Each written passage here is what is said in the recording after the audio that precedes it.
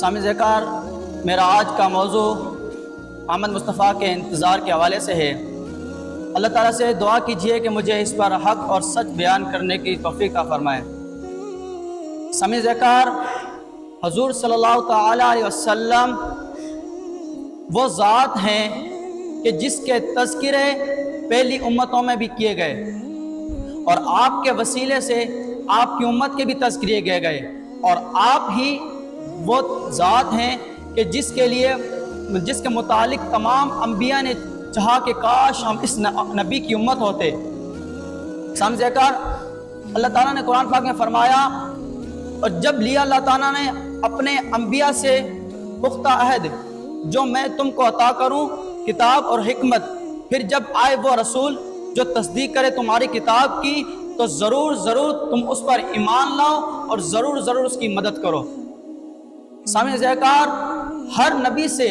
یہ عہد لیا گیا کہ اگر تمہاری زندگی میں حضور صلی اللہ علیہ وسلم تشریف لائیں تو تم اس پر ایمان لاؤ، اور وقت رخصت اپنے پچھلوں سے بھی یہ عہد لینا۔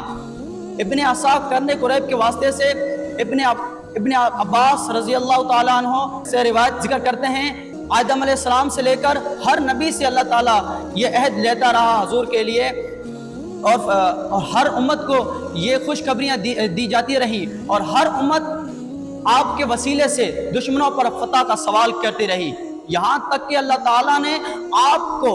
بہترین امت، بہترین وقت اور بہترین اصحاب اور بہترین شہر میں پیدا فرمایا۔ پھر جب تک اللہ تعالیٰ نے چاہا تو آپ مکہ میں رہے، پھر اس کے بعد اللہ تعالیٰ نے آپ کو مدینہ میں بلایا۔ حدیث پاک میں آتا ہے کہ حضرت انس رضی اللہ تعالیٰ عنہ فرماتے ہیں کہ حضور صلی اللہ تعالیٰ علیہ وسلم نے فرمایا کہ اللہ تعالیٰ نے حضرت موسیٰ علیہ السلام کی طرف وحی فرمائی اور فرمایا، اے موسیٰ، جو میرے احمد کا انکار کرتے ہوئے مر گیا اور وہ میرے پاس آیا تو میں اسے جہنم میں پھینک دوں گا۔ تو حضرت موسیٰ علیہ السلام نے عرض کی کہ یا اللہ عز و جل، وہ تیرا احمد کون ہے؟ تو اللہ تعالیٰ نے فرمایا کہ وہ ساری مخلوق سے زیادہ معزز اور مکرم، اس کا نام میں نے زمین و آسمان کی تخلیق سے پہلے اپنے نام کے ساتھ نام لکھ دیا۔ جب تک وہ اپنی امت کو لے کر جنت میں داخل نہیں ہوگا تو ساری امت پر جنت داخل ہونا حرام ہے۔ سامنے ذکر، اللہ تعالیٰ کیا فرما رہا ہے کہ جب تک حضور صلی اللہ علیہ وسلم اپنی ساری امت کو لے کر جنت میں داخل نہیں ہو جائیں گے تو تب تک ساری مخلوق پر جنت میں داخل ہونا حرام ہے۔ پھر حضرت موسیٰ علیہ السلام نے عرض کی کہ یا اللہ عز و جل، وہ امت کون سی ہوگی، وہ کرتی کیا ہوگی؟ تو اللہ تعالیٰ نے فرمایا، اے موسیٰ، وہ ہر وقت ذکر الہی کرتی ہوگی اور اپنے دامن کو پاکیزہ رکھتی ہوگی اور دن کو روزے رکھتی ہوگی اور ان کی راتیں لذت دنیاوی سے پاک ہوں گی۔ تو حضرت موسیٰ علیہ السلام نے عرض کی کہ یا اللہ عز و جل، مجھے اس امت کا نبی بنا دے۔ تو اللہ تعالیٰ فرمایا، موسیٰ نہیں، تو نے تو اپنا حصہ لے لیا مگر اس نے اپنا حصہ مؤخر کر دیا، لیکن میں تم دونوں کو کل قیامت کے دن جنت میں اکٹھا کر دوں گا۔ اور سامنے ذکر،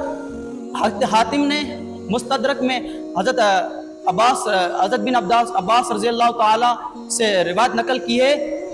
کہ اللہ تعالیٰ نے حضرت عیسیٰ علیہ السلام کی طرف وحی فرمائی۔ اللہ فرمائی، یا عیسیٰ امن بھی محمد، اے عیسیٰ، محمد صلی اللہ علیہ وسلم پر ایمان لاؤ اور اپنی امت کو حکم دو کہ جو ان کا زمانہ پائے وہ اس پر ایمان لائے۔ پھر فرمایا،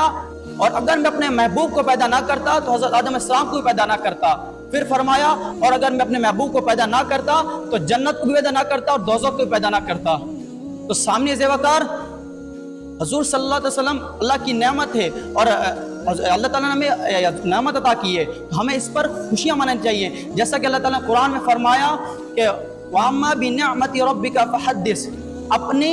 اپنے رب کی نعمتوں پر خوب چرچا کرو۔ تو حضور صلی اللہ علیہ وسلم اللہ تعالیٰ کی طرف سے نعمت ہے، ہمیں اس پر خوب چرچا کرنا چاہیے اور خوب خوشیاں منانی چاہیے۔ اور سامنے ذکر، حضور صلی اللہ علیہ وسلم وہ ہستی ہیں کہ جن کے لیے تمام انبیاء نے چاہا کہ کاش ہم اس کی امتی ہوتے، اور اللہ تعالیٰ کا ہم پر کتنا فضل ہے کہ ہم ان کی امتی ہیں۔ اور سامنے ذکر، شاعر نے کیا خوب کہا، اٹھو غم کے مارو چلو بے سہارو، خبر یہ سناؤ حضور آ گئے ہیں انوکھا نرالا وہ ذیشان آیا، وہ سارے رسولوں کا سلطان آیا، ارے کچھ گلاہوں ارے بادشاہوں نظر جھکاؤ، حضور آ گئے ہیں، حضور آ گئے ہیں، حضور آ گئے